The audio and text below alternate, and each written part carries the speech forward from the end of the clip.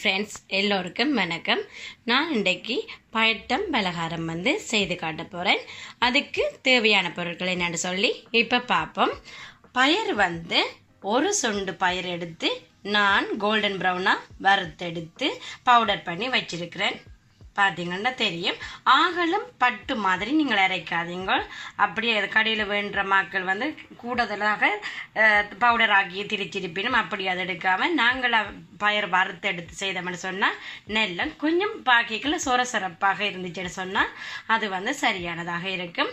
மற்றது சீனி 2 சுண்டு எடுத்திருக்கிறேன்.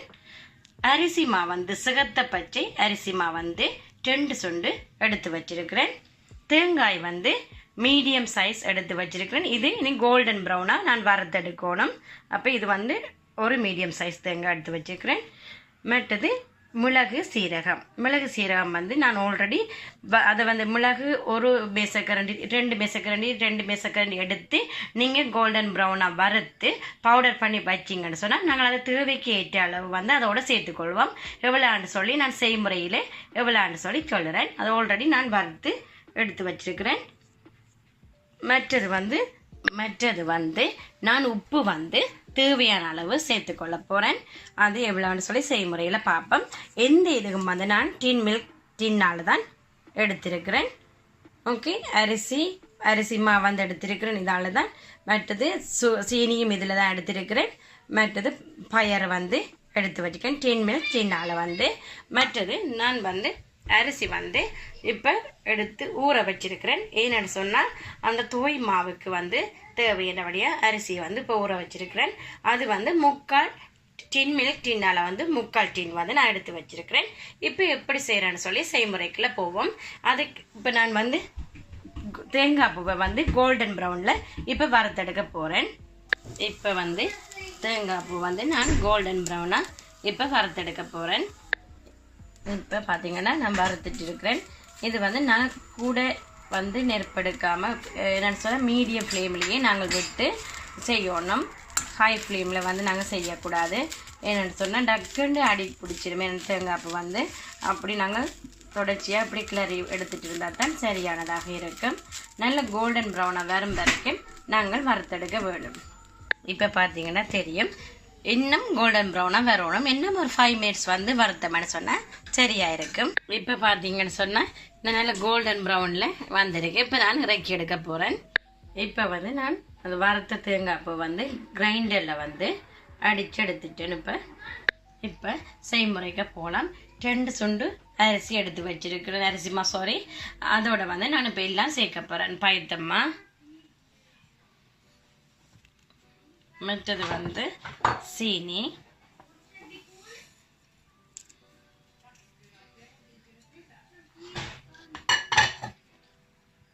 மற்றது தேங்காய். இது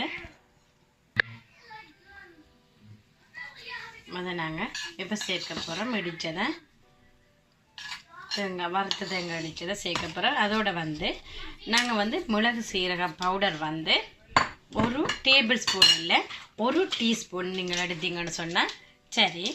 இப்போ பார்த்தீங்கன்னு சொன்னால் இந்த பாருங்கள் 1 டீஸ்பூன் ஓகேயானதாக இருக்கும். அப்போ நீங்கள் இப்போ அதை சாப்பிட்டு பார்த்துட்டு உங்களுக்கு இன்னும் கொஞ்சம் சேர்க்கணும்னு சொன்னால் சேர்த்துக்கொள்ளலாம். நார்மலாக நான் 1 டீஸ்பூன் தான் நான் சேர்த்துக்கொள்கிறேன். நான்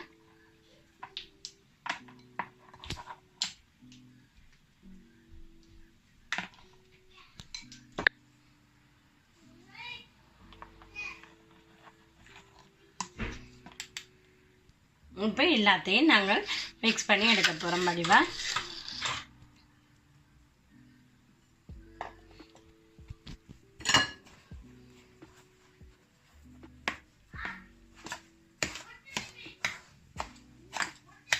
எல்லாம் நாங்கள் மிக்ஸ் பண்ணி எடுத்துட்டு தான் பேந்து கொதி நீர் சுடு நீர் நாங்கள் கேட்டில் கொதிக்க வச்சுட்டு நல்ல சூடான தண்ணீரை நாங்கள் கொஞ்சம் கொஞ்சமாக சேர்த்து அப்படி வடிவாக குழைச்சி எடுக்க வேணும். இப்போ இதோட 2 pinch salt pinch up to pinch salt வந்து சேர்க்க போகிறேன்.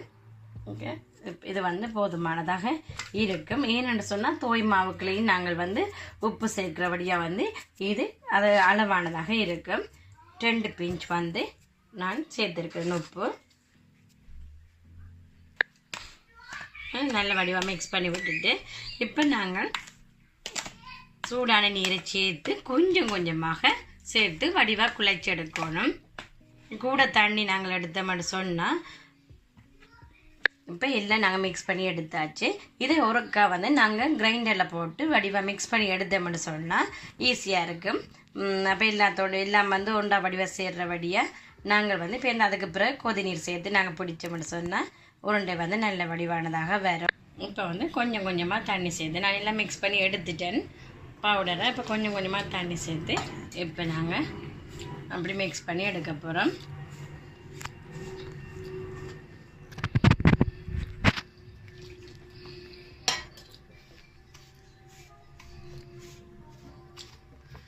டக்குன்னு நாங்கள் தண்ணி கூடுதலாக சேர்க்கக்கூடாது. என்னென்னு சொன்னால் நாங்கள் பொரிச்சிட்டு பார்க்க இப்போ வந்து அது உள்ளுக்குள்ள களித்தன்மையாக இருக்குது. கொஞ்சம் அது சில பேருக்கு வந்து கொஞ்சம் அப்படியான தன்மை கொஞ்சம் விருப்பமாக இருக்கும். சில பேருக்கு உள்ளுக்குள்ள பவுடராக இருக்கிறது கொஞ்சம் கடிச்சு சாப்பிடிக்க வந்து பவுடராக இருக்கிற விருப்பமாக இருக்கும்.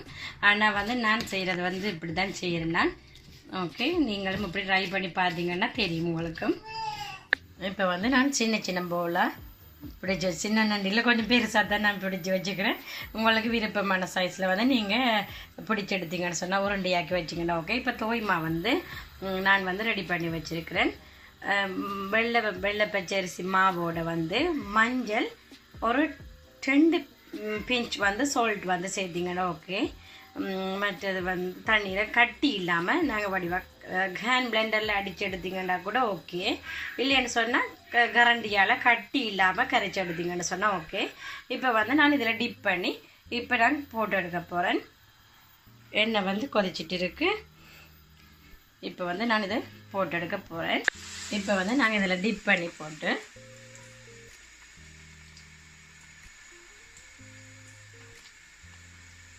எடுத்து இப்படி நாங்கள் போட்டோம்னு சொன்னால் ஓகே.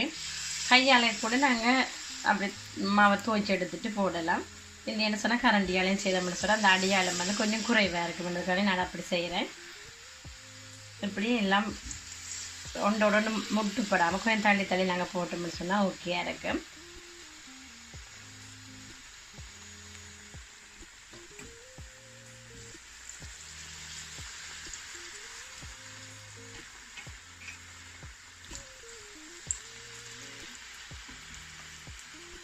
இப்போ பார்த்தீங்கன்னா ஃப்ரெண்ட்ஸ் எல்லாம் இப்படி கோல்டன் ப்ரௌனாக வரைக்கில் எடுத்தோம்னு சொன்னால் ஓகே.